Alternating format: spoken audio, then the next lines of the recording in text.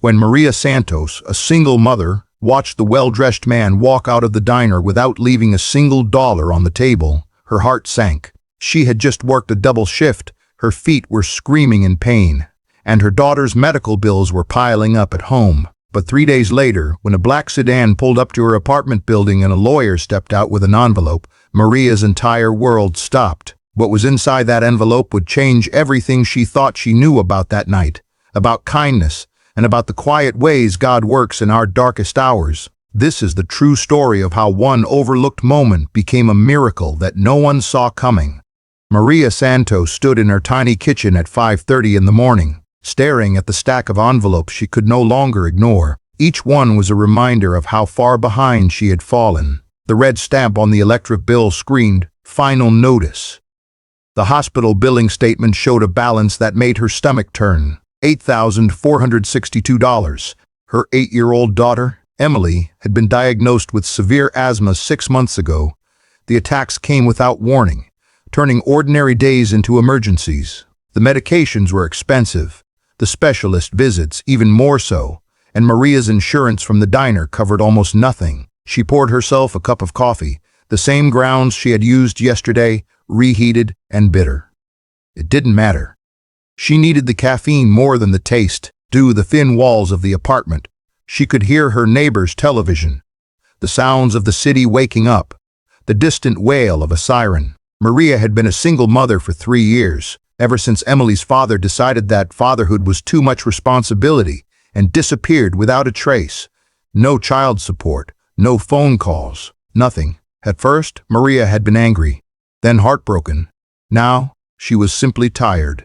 She worked 2 jobs to make ends meet. The morning shift at Rosie's Diner started at 6:30 and ended at 2. Then she would rush home, check on Emily with her neighbor Mrs. Chen, who watched her after school, and head to her evening cleaning job at an office building downtown. She would return home around 11, collapse into bed, and do it all again the next day. The diner job was her lifeline. The pay was modest, but the tips made the difference between eating and going hungry. Maria had become an expert at stretching every dollar. She bought day-old bread from the bakery, shopped at thrift stores, and cut Emily's hair herself in the bathroom with scissors she had owned for a decade. But lately, even that hadn't been enough. Emily's last hospital visit had drained the small emergency fund Maria had been building for 2 years. The doctor had been kind but firm. Emily needed better medication, a nebulizer for home use, and regular monitoring. Without these things, the next attack could be life-threatening. Maria looked at the clock. 5:45. She needed to wake Emily soon, get her ready for school, and make it to the diner on time. She walked quietly into the small bedroom they shared, where Emily slept peacefully, her chest rising and falling in steady rhythm. In sleep, she looked so healthy, so perfect, it was hard to believe that her small body struggled just to breathe. "Baby girl," Maria whispered, gently touching Emily's shoulder. "Time to wake up." Emily stirred, her eyes fluttering open. "Morning, Mama. Morning, sweetheart. We've got to get moving."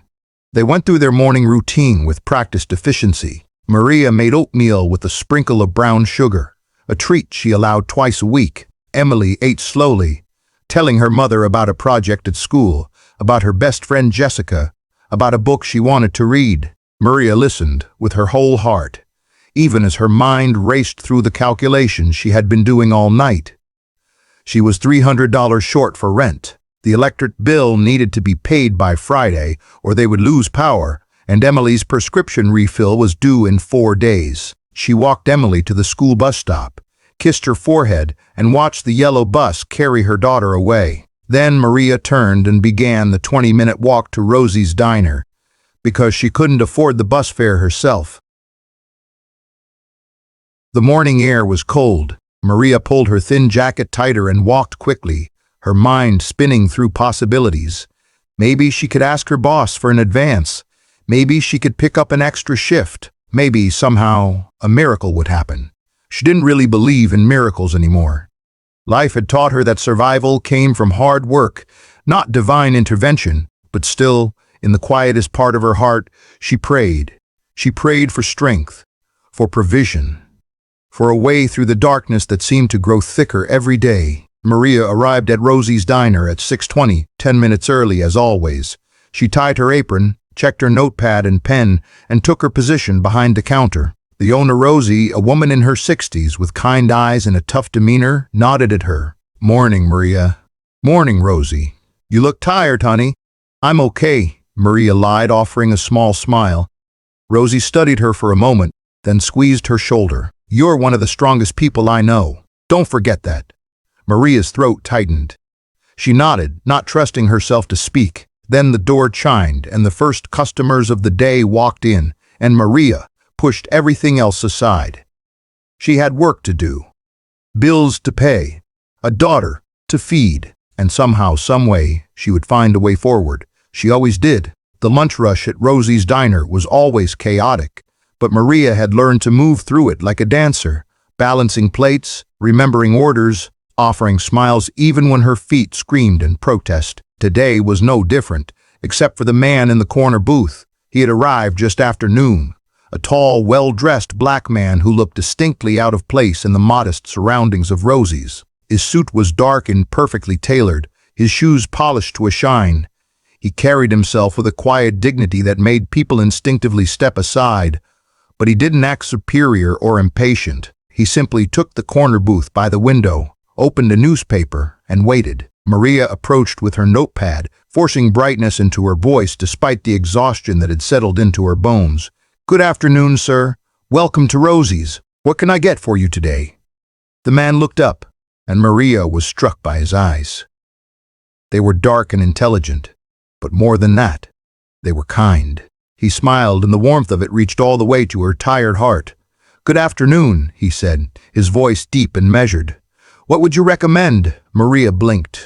Most customers at Rosie's ordered quickly, knowing exactly what they wanted or simply pointing at the menu. No one asked her opinion. "Well, the meatloaf is really good today, and Rosie makes the best apple pie in the city." "That's what people say anyway." "Then I'll have the meatloaf, mashed potatoes, and green beans, and save me a slice of that apple pie." He handed her the menu. "And coffee, please, black." "Coming right up," Maria said, scribbling the order. She turned to go, but his voice stopped her. "Miss?" She turned back. "Yes, sir. How long have you worked here?" The question surprised her. "About 4 years now." He nodded slowly, as if considering this information carefully. "You're very good at what you do. I've been watching you move through this room. You never forget an order. You treat every customer with respect, and you smile even though I suspect you're exhausted." Maria felt her cheeks warm. She wasn't used to being noticed, let alone complimented. "Thank you, sir. I try to do my job well." "That's rare," he said quietly. "Rarer than you might think." Maria didn't know what to say to that, so she simply nodded and headed to the kitchen to place his order. But as she worked through the lunch rush, she found herself glancing at the corner booth. The man ate slowly, reading his newspaper, occasionally making notes in a small leather journal. There was something about him that unsettled her, though not in a frightening way.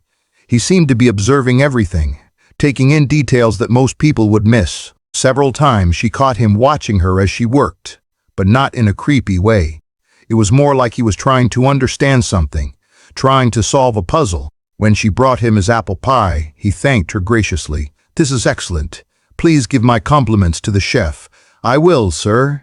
What's your name, if you don't mind me asking?" "Maria. Maria Santos. It's nice to meet you, Maria. You've made my afternoon much more pleasant than I expected." Maria smiled, genuinely this time. "That's kind of you to say." As the lunch rush ended and the diner began to empty, the man remained in his booth, working on his laptop now, occasionally sipping his coffee. Maria refilled it twice, and each time he thanked her as if she had done him a great favor. Around 2 o'clock, as Maria's shift was coming to an end, the man closed his laptop and signaled for the check. Maria brought it over, placing it face down on the table as was customary. "Thank you for everything, Maria," he said, standing and putting on his coat. "You've been wonderful." "Thank you, sir. Have a great day." He smiled, that same warm smile, and walked toward the door. Maria watched him go, then turned to clear the table. She picked up the check holder, expecting to find cash or a credit card receipt. It was empty. Maria's heart sank like a stone. The bill had been $32. She stood there staring at the empty check holder, feeling tears prick at her eyes. She would have to pay for it herself. That was the policy. If a customer walked out without paying, the server was responsible. $32. That was groceries for 3 days. That was part of Emily's prescription. That was hope slipping through her fingers once again. She looked toward the door, but the man was already gone. Disappeared into the afternoon crowd.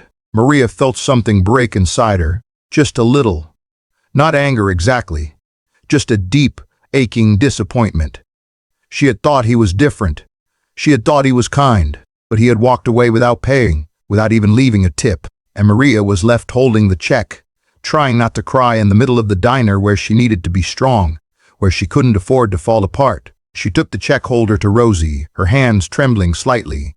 "What's wrong?" Rosie asked, immediately sensing something. "Table 6, Maria said quietly. "He left without paying." Rosie's face darkened. "The man in the suit?" Maria nodded. Rosie sighed, running a hand through her gray hair. "Damn it. Did you see him leave?" "I was getting another table's order. When I came back, he was gone."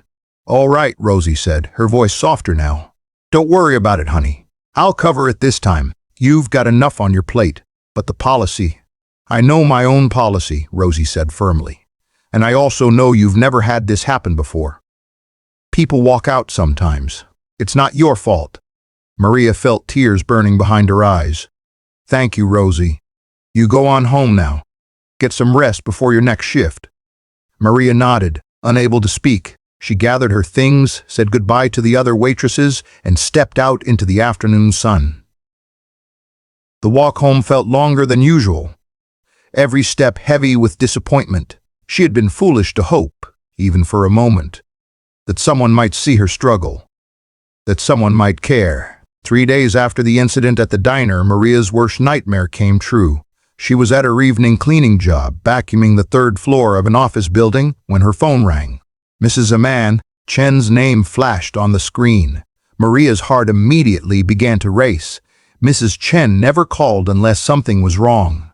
"Hello. Maria, don't panic. But Emily is having trouble breathing. I called 911. They're taking her to Mercy Hospital." The phone nearly slipped from Maria's shaking hand. "I'm on my way." She dropped everything and ran. She didn't ask her supervisor, didn't clock out, didn't think about the consequences. She just ran, her cleaning uniform still on, her heart pounding so hard she thought it might burst from her chest. The hospital was 20 minutes away by bus, but Maria didn't have time for the bus.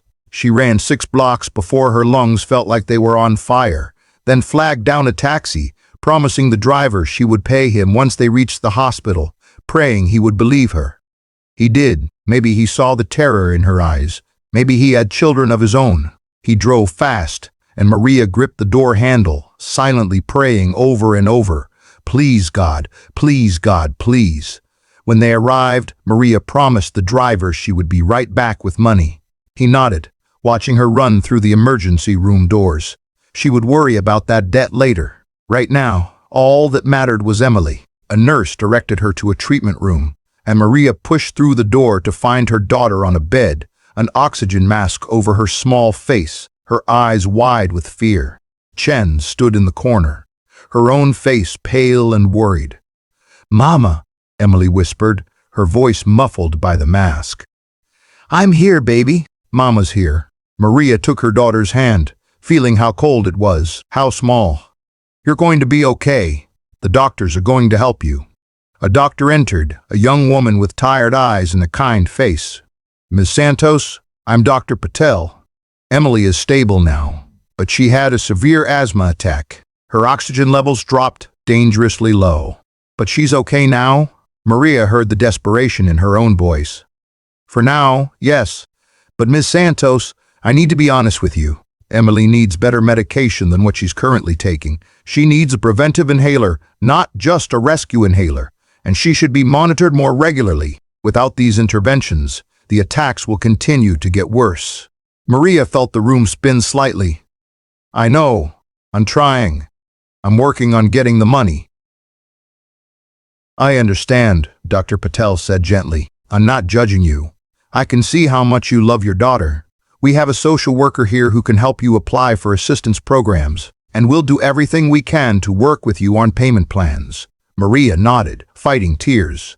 Thank you. Dr. Patel examined Emily, listened to her breathing, checked the monitors. We're going to keep her overnight for observation, just to be safe. Overnight, Maria's mind immediately went to the cost. An emergency room visit, an overnight hospital stay, medications, doctor's fees. It would be thousands of dollars she didn't have, thousands more added to the already insurmountable pile. But what choice did she have? Okay, Maria said, her voice barely above a whisper. Whatever she needs. After Dr. Patel left, Maria sat beside Emily's bed, holding her hand, watching her daughter's chest rise and fall beneath the thin hospital gown. Mrs. Chen had gone home, promising to return in the morning. The room was quiet except for the beeping of monitors and the hushed sounds of the hospital beyond the door. Mama? Emily's voice was soft behind the oxygen mask. Yes, baby. Am I going to die? The question hit Maria like a physical blow. No, she said firmly, leaning close. No, sweetheart, you're not going to die. You're going to be just fine. Mama's going to make sure of it. I heard you crying last night, Emily whispered. About the bills. Maria's heart shattered. She had tried so hard to shield her daughter from the stress, from the fear, from the weight of their situation. But Emily was smart. She noticed everything. Don't you worry about that, Maria said, stroking Emily's hair. That's grown-up stuff. Your only job is to get better and keep being the amazing kid you are. I'm sorry I got sick, Emily said, and tears began to roll down her cheeks. I'm sorry I cost so much money. Oh, baby, no. Maria gathered her daughter as carefully as she could, mindful of the IV and the oxygen line. Don't you ever apologize for being sick. That's not your fault. You are the best thing that ever happened to me. You're my whole world, and I would give everything I have, everything I am, to make sure you're okay. They stayed like that for a long time, Maria holding her daughter, both of them crying quietly in the sterile hospital room, and for the first time in 3 years, Maria felt herself truly breaking, not bending, not straining, but actually breaking under the weight of it all. She had tried so hard. She had worked herself to exhaustion, sacrificed everything, fought with every ounce of strength she had. But it wasn't enough. It was never enough. And now her baby was lying in a hospital bed, apologizing for something completely beyond her control. And Maria didn't know what to do anymore. After Emily finally fell asleep, Maria stepped into the hallway. She walked to the bathroom, locked herself in a stall, and allowed herself to completely fall apart. She cried until her body shook, until her throat was raw, until she had no tears left. Then she washed her face, looked at herself in the mirror, and made a decision. She would do whatever it took. She would pick up a third job. She would sell what little they had. She would beg if she had to. But she would not let her daughter suffer. She would not give up. Maria walked back to Emily's room, sat in the uncomfortable chair beside the bed, and watched her daughter sleep. And in that moment, in that dark hospital room, Maria prayed harder than she had ever prayed in her life. She didn't pray for a miracle. She just prayed for strength. For one more day, for the ability to keep going. What she didn't know was that 3 days ago, in a corner booth at Rosie's Diner, someone had been watching. Someone had been paying attention. And what was about to happen would change everything. Maria brought Emily home from the hospital the next afternoon. The discharge papers included a prescription for new medication and a follow-up appointment with a specialist. The bill would come later, but Maria tried not to think about that. One crisis at a time. She had lost her cleaning job. Her supervisor had called that morning to tell her not to return. Walking out in the middle of a shift was unacceptable, no matter the reason. Maria had accepted the news without argument. She didn't have the energy to fight. Now she had only one job, one income stream, and a mountain of debt that grew larger every day. Emily was weak, but in good spirits, happy to be home, happy to see her own room again. Mrs. Chen had brought over homemade soup, and Maria settled Emily on the couch with a blanket and her favorite stuffed animal, a worn teddy bear named Mr. Buttons. Can we watch cartoons, Mama? Of course, baby.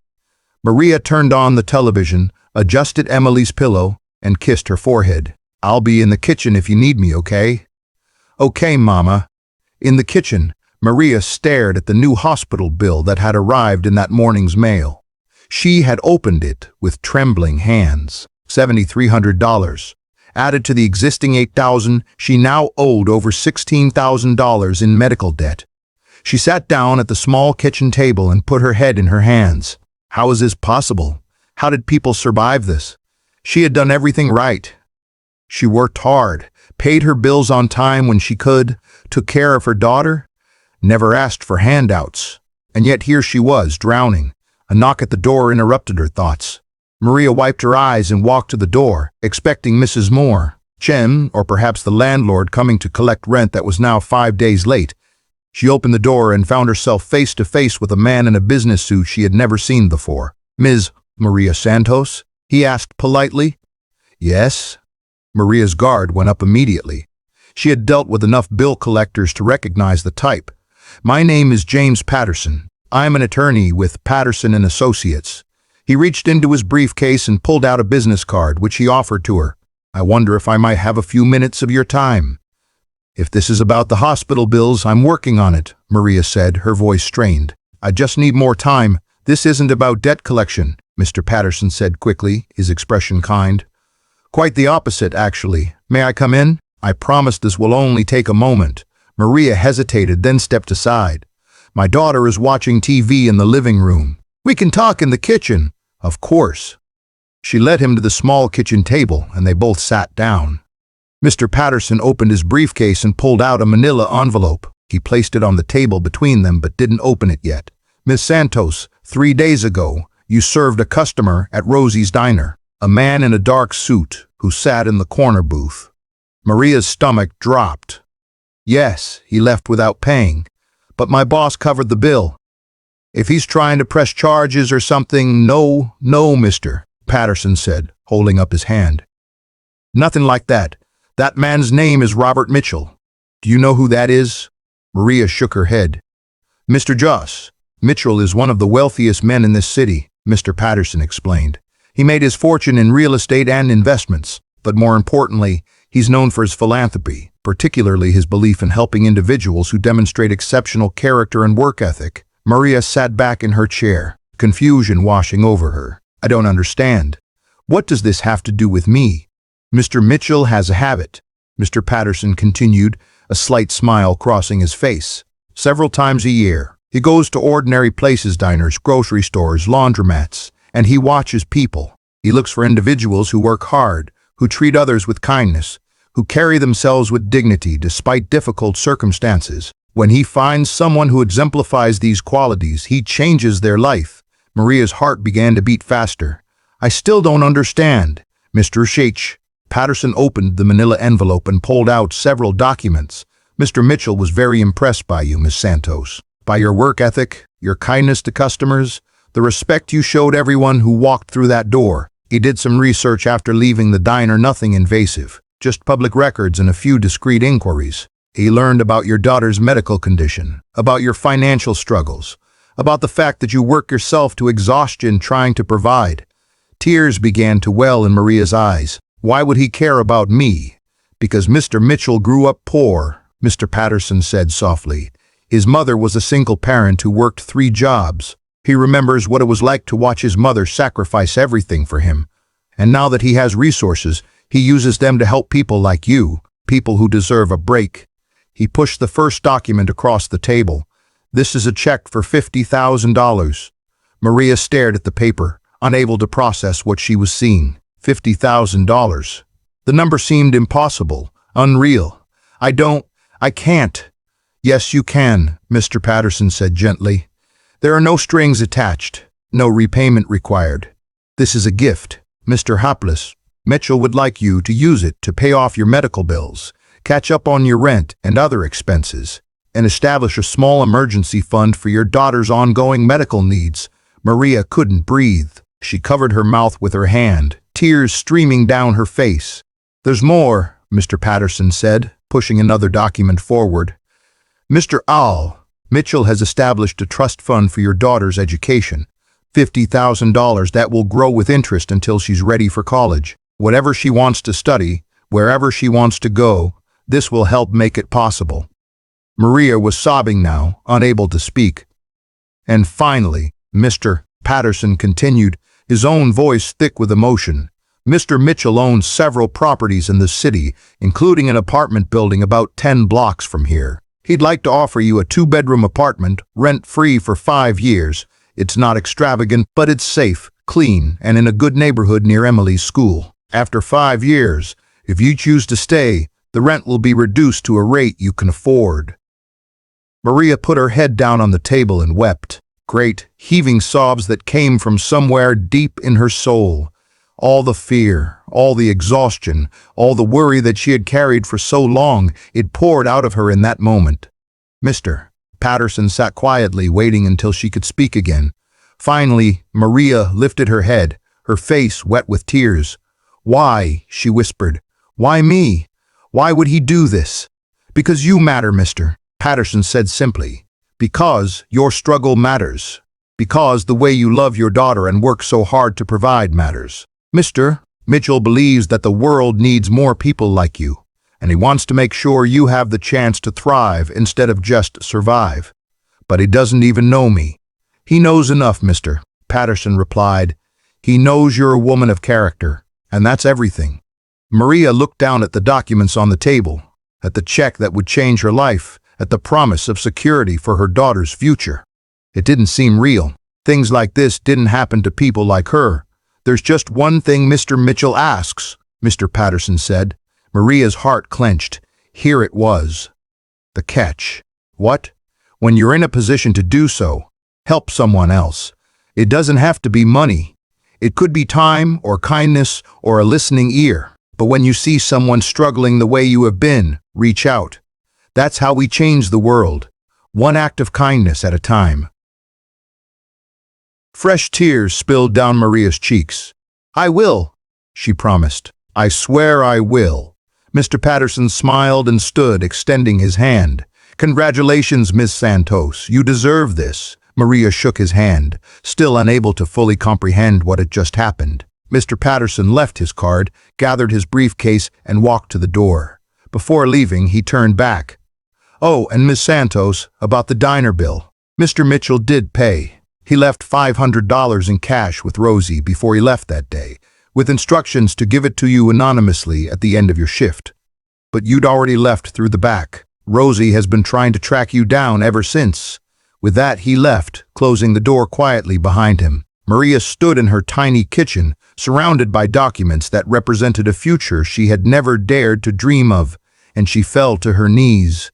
She thanked God. She thanked Robert Mitchell, a man she had never truly met but who had seen her, truly seen her in a way no one else had. And she made a promise to herself and to God that she would spend the rest of her life living up to this gift, this incredible, impossible, life-changing gift. 3 weeks later, Maria stood in the middle of her new apartment, surrounded by boxes, and couldn't stop smiling. It was the first time in years that she had smiled without forcing it, without hiding exhaustion behind it.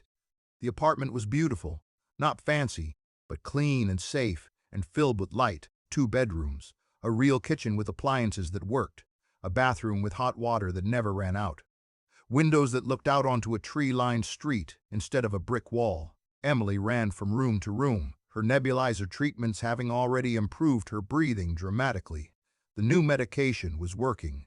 The specialist doctors Patel had recommended had created a comprehensive treatment plan, all of it now affordable thanks to Mr. Mitchell's extraordinary gift. "Mama! Mama! Look!" Emily called from her new bedroom. "I can see the park from my window." Maria walked into the room and wrapped her arms around her daughter from behind, both of them looking out at the neighborhood park where children were playing on swings and climbing structures. "It's perfect, isn't it? It's the best room ever," Emily said, leaning back against her mother. "Are we really going to stay here?" "For at least 5 years," Maria confirmed, "and maybe longer. This is our home now, baby." Emily turned and hugged her mother tightly. "I love you, Mama. I love you too, sweetheart, more than anything in the world." The medical bills had been paid in full. The check had cleared, and Maria had sat with a financial advisor Mr. Patterson had recommended to make sure every dollar was used wisely. After paying off all her debts and setting aside money for Emily's ongoing medical care, she still had a small cushion in savings. The first time in her adult life she'd had money set aside for emergencies. The weight that had pressed on her shoulders for so long was gone. She could breathe again. She could sleep at night without lying awake calculating impossible math. She could look at her daughter without feeling the crushing guilt of not being able to provide everything Emily needed. But more than the financial relief, something else had changed in Maria. She walked differently now, held her head higher. She had always had dignity, but now it was no longer buried under layers of exhaustion and fear. Now it could shine. She still worked at Rosie's diner, but only one shift a day now. Rosie had been thrilled to hear about Maria's good fortune and had given her the best shifts, the ones with the most reliable tips. Maria was able to pick Emily up from school now, to help with homework, to have dinner together every night like a real family. But Maria hadn't forgotten Mr. Patterson's request. She hadn't forgotten the promise she'd made. One afternoon, about a month after moving into the new apartment, Maria noticed a young woman sitting alone in a booth at the diner. She was thin, with tired eyes and clothes that had seen better days. She ordered only a cup of coffee and sat there for hours, clearly trying to stay warm, clearly with nowhere else to go. Maria recognized herself in that woman. She saw the exhaustion, the quiet desperation, the dignity maintained despite everything. When the young woman finally asked for her check, Maria brought it to the table. The total was $1.50. The woman counted out exact change from a small coin purse, leaving nothing for a tip, not because she didn't want to, but because she couldn't afford to. "Excuse me," Maria said softly. The young woman looked up, guarded. "Yes, I noticed you've been here a while. Can I get you something to eat?" "On the house. We had a customer cancel an order earlier, and the food will just go to waste." It was a lie, but a kind one. The young woman's eyes filled with tears. "I don't have money for food." "I know," Maria said gently. "That's why I'm offering. Please, it would make me happy." The woman nodded, unable to speak. Maria brought her a full meal meat loaf, mashed potatoes, vegetables, and a slice of apple pie. She watched the woman eat with the desperate hunger of someone who hadn't had a proper meal in days. When she was finished, Maria brought the check marked "Paid in Full" and placed a $20 bill underneath it. "This is from someone who wanted to help," Maria said. "No strings attached. Just take care of yourself, okay?" The young woman stared at the money, then up at Maria, tears streaming down her face. "Why are you doing this?" "Because someone did it for me once," Maria said simply, "and now I'm passing it forward." That became Maria's new purpose. She couldn't give away $50,000, but she could give what she had: her time, her attention, her compassion. She started volunteering at a local shelter once a week, serving meals to families who were struggling. She began tutoring children in her apartment building who needed help with schoolwork. She became the person who noticed when neighbors were going through hard times, who showed up with a casserole, or an offer to babysit, or simply a listening ear. And Emily, watching her mother, learned the most important lesson of all, that kindness was not a transaction, but a way of life. That when you received grace, you extended it to others. That the greatest wealth was not in bank accounts, but in the connections between human souls. One Saturday afternoon, 6 months after Mr. Paxton Mitchell's gift had changed their lives, Maria received a letter in the mail. It was handwritten on expensive paper, with the return address from Mitchell Enterprises. She opened it carefully and read, "Dear Miss Santos, you don't know me, but I know you. I was the man in the corner booth at Rosie's diner, the one who walked away without seeming to pay. I hope my attorney explained everything adequately, but I wanted to write to you personally. I have spent 30 years looking for people like you, individuals who work with dignity, who treat others with kindness regardless of their own struggles, who love fiercely and sacrifice quietly. The world needs more people like you, Miss Santos. I grew up watching my mother work herself to exhaustion, trying to provide for me and my sisters. She never complained, never gave up, never lost her kindness, despite how hard life was. When I made my fortune, I promised myself I would honor her memory by helping people like her. People like you. I've been told you're already passing the kindness forward. That doesn't surprise me. Character recognizes character, and you have it in abundance. Thank you for reminding me why I do this work. Thank you for being the kind of mother your daughter will be proud to remember. And thank you for making the world a better place, simply by being in it. With deepest respect, Robert Mitchell. Maria read the letter 3 times, tears streaming down her face. Then she folded it carefully and placed it in a drawer where she kept her most precious items. Emily's first baby picture, a Mother's Day card Emily had made in kindergarten, and now this letter that reminded her that she was seen, that she mattered, that her struggle and her character had been worth something. That evening, Maria and Emily sat together at their small dining table in their beautiful new apartment, eating a dinner Maria had cooked without worrying about the cost of groceries. And Maria told her daughter the full story of Mr. Mitchell, of the gift that had changed their lives, of the importance of paying kindness forward. "Will I meet him someday?" Emily asked. "I don't know, baby. Maybe. But even if you don't, you can live like him. You can be the kind of person who sees others, who helps when you can, who makes the world a little bit better just by being in it." "Like you do, Mama?" Maria smiled, kissing her daughter's forehead. "Like we both do." 2 years after that transformative day when Mr. Patterson knocked on her door, Maria received an unexpected phone call. "Ms. Santos, this is James Patterson. How are you?" "Mr. Patterson, I'm well." "Very well, actually. How are you?" "I'm excellent." "Miss Santos, I'm calling because Mr. Mitchell would like to meet you in person if you're willing. He's hosting a small dinner for several of the individuals he's helped over the years, and he would very much like you and Emily to attend." Maria's heart began to race. "He wants to meet me?" "Very much so. Would you be available next Saturday evening?" "Yes," Maria said without hesitation. "Yes, absolutely." Mr. Patterson gave her the details. A private dinner at Mr. B's. Mitchell's home, just 12 people total, casual dress, no need to bring anything.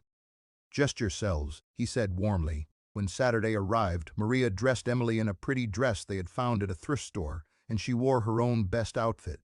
A simple but elegant dress she had purchased for her interview at a new job. She had recently been promoted to manager at Rosie's Diner, and she'd started taking night classes at the community college, working toward a business degree. Her life was still modest, but it was stable, hopeful, and filled with possibility. A car arrived to pick them up. Mr. Mitchell had arranged for transportation, and Emily pressed her face against the window as they drove through increasingly affluent neighborhoods, until they arrived at a beautiful home with a circular driveway and manicured gardens. "Mama, is this a mansion?" Emily whispered. "I think it might be," Maria whispered back, squeezing her daughter's hand. They were greeted at the door by Mr. Patterson, who smiled warmly and led them inside.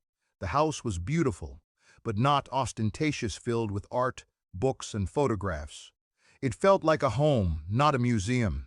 In the living room, several other people were already gathered, talking quietly and sipping drinks. They all looked like ordinary people: a young man in his 20s, an older woman with gray hair, a middle-aged couple holding hands. They all turned when Maria and Emily entered, and their smiles were genuine, welcoming. And then, from a side door, he entered. Robert Mitchell was exactly as Maria remembered: tall, dignified, with kind eyes and a warm smile. But seeing him here, in his home, made him more real somehow. Not a distant benefactor, but a person, a man who had chosen to use his resources to change lives. "Miss Santos," he said, walking forward with his hand extended, "I'm so glad you could come." Maria shook his hand, her voice trembling. "Mr. Priad, Mitchell, I don't even know how to thank you for everything you've done. You thank me by living well," he said simply. "By being the mother you've always been, by passing the kindness forward. James tells me you've been doing exactly that." "I'm trying," Maria said. "Every day I'm trying." Mr. Mitchell turned to Emily, crouching down slightly to be at her level. "And you must be Emily. I've heard wonderful things about you." Emily, normally shy around strangers, smiled brightly. "Thank you for helping my mama. She cries happy tears now instead of sad tears." "Mr. 8. Mitchell's eyes glistened. "That's the best thing anyone has ever said to me." During dinner, Maria learned the stories of the other guests. The young man had been homeless when Mr. Dard Mitchell found him volunteering at a soup kitchen despite having nothing himself. The older woman had been a teacher who used her own money to buy supplies for students in poverty. The couple had been foster parents to dozens of children over 20 years, asking for nothing in return. Every person at that table was someone who had demonstrated extraordinary character despite difficult circumstances. And every person had been given a chance to thrive instead of just survive. After dinner, Mr. Mitchell invited everyone to the library for coffee. Maria found herself standing beside him, looking out at the garden through large windows. "Why do you do this?" Maria asked quietly. "You could spend your money on anything, and you choose to give it to strangers." Mr. Mitchell was quiet for a moment, then spoke. "When I was 9 years old, my mother worked 3 jobs. One night, she came home so exhausted she could barely stand. I was in the kitchen, and I heard her crying in her bedroom. I stood outside her door, listening to her pray. She asked God to give her strength, not to make things easier, just to give her strength to keep going. For me, for my sisters, that prayer broke my heart and changed my life." He turned to look at Maria. "I made a promise that night that if I ever had the power to ease that burden for someone else, I would, because my mother deserved better. And so do you. So does every person working themselves to exhaustion, trying to provide for the people they love." Maria felt tears streaming down her face. "Your mother raised an extraordinary man. She raised a man who remembers where he came from," Mr. Mitchell said. "That's all." They stood together in comfortable silence, and then Mr. Mitchell said something that would stay with Maria forever. "You know, Miss Santos, people think wealth is about money, but real wealth is about character. It's about how you treat people when no one is watching. It's about maintaining your dignity and kindness even when life is beating you down. It's about being the kind of person your children will be proud to remember. By that measure, you were already wealthy when I met you. I just helped balance the scales a little." Maria couldn't speak. She simply nodded, overwhelmed by the profound respect this man had for her, a woman who had spent years feeling invisible. Before they left that evening, Mr. Mitchell gave Emily a gift, a college savings bond, in addition to the trust fund he had already established.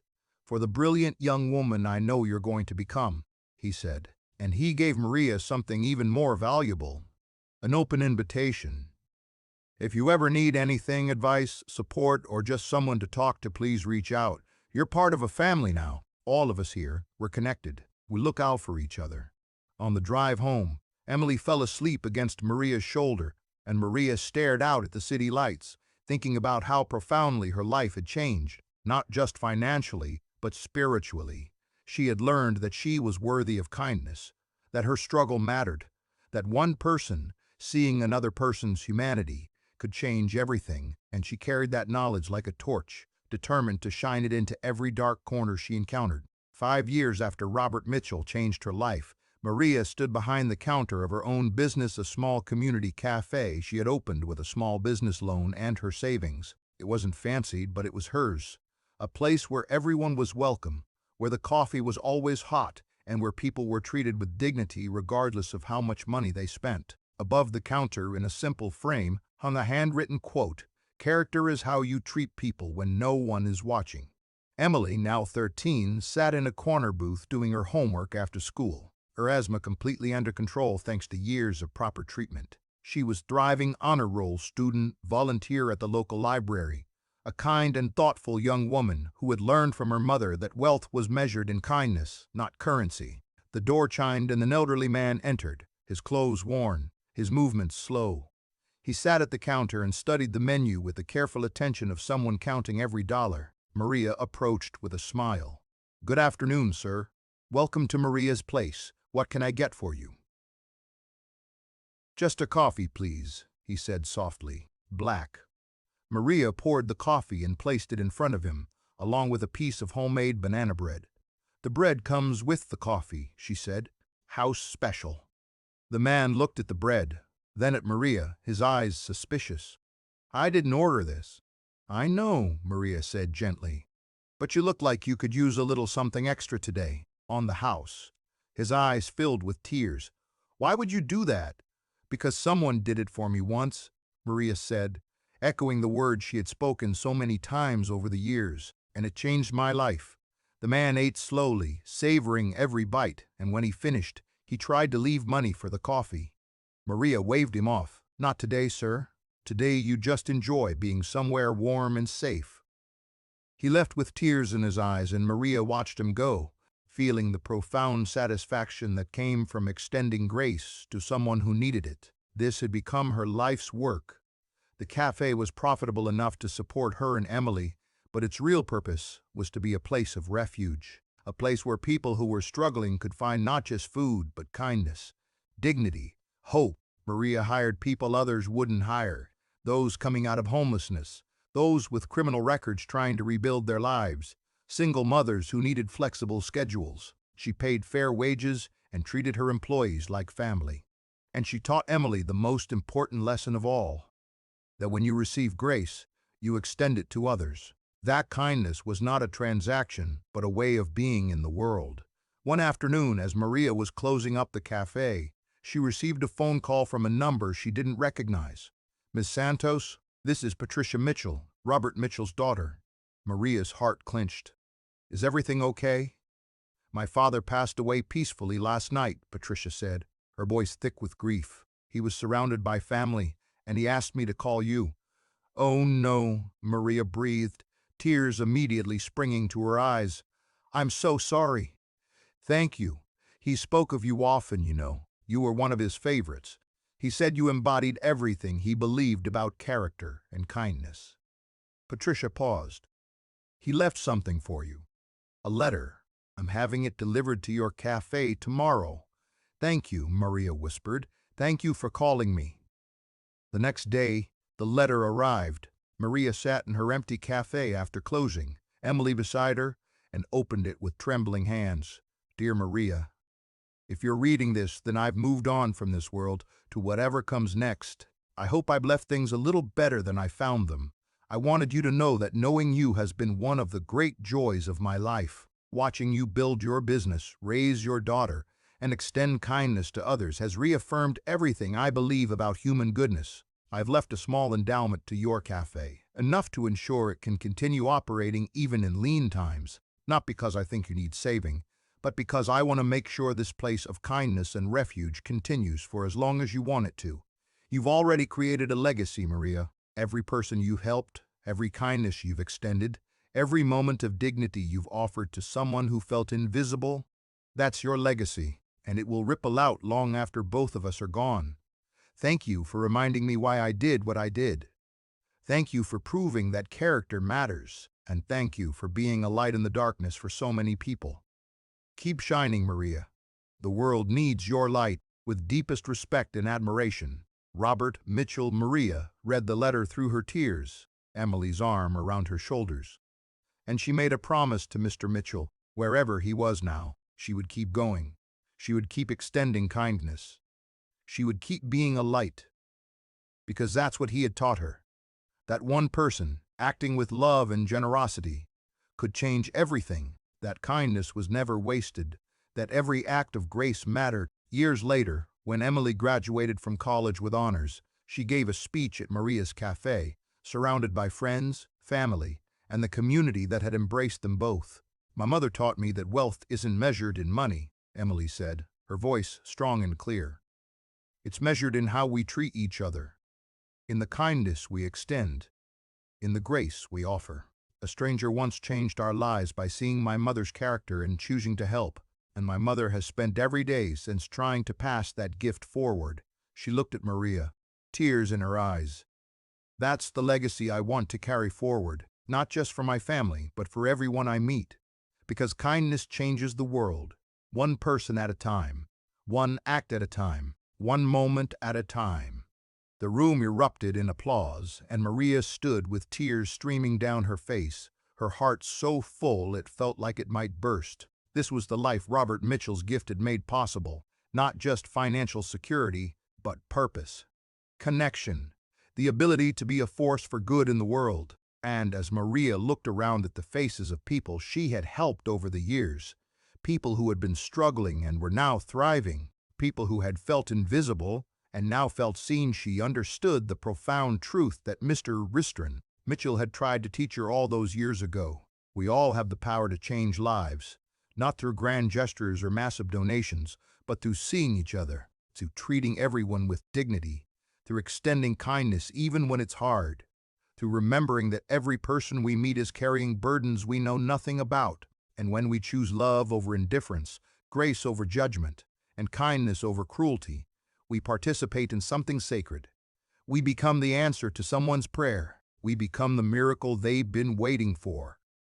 That's what Robert Mitchell had been for Maria. And that's what Maria had become for so many others. And the ripples of that kindness would continue spreading outward long after all of them were gone, touching lives in ways they would never fully know. Because that's how kindness works. It multiplies, it compounds, it creates a legacy that outlasts us all. Maria's story reminds us that true wealth is not found in bank accounts, but in the content of our character. It teaches us that someone is always watching, not to judge us, but to see our humanity, our struggle, our dignity in the face of hardship. We learn that kindness is never wasted, that grace extended comes back to us in ways we cannot predict, and that our darkest moments may be the very times when help is closest, even if we cannot see it yet. The story also teaches us that receiving help does not diminish our worth, it reveals our worthiness. And when we receive grace, our responsibility is to extend it to others, creating a chain of kindness that can change the world. Most importantly, Maria's story reminds us that every person we meet is carrying burdens we know nothing about. The waitress serving our coffee, the cashier at the grocery store, the stranger sitting alone in a restaurant. Each one has a story, a struggle, a dream deferred. And we have the power, in every interaction, to add to their burden or to lighten it. Choose kindness. Choose to see people. Choose to believe that your actions matter, because they do. If this story touched your heart, please like this video, share it with someone who needs encouragement today, and subscribe to this channel for more stories that remind us of the good that still exists in this world. May you be blessed to receive kindness when you need it most, and may you have the wisdom to extend it freely to others. Thank you for listening.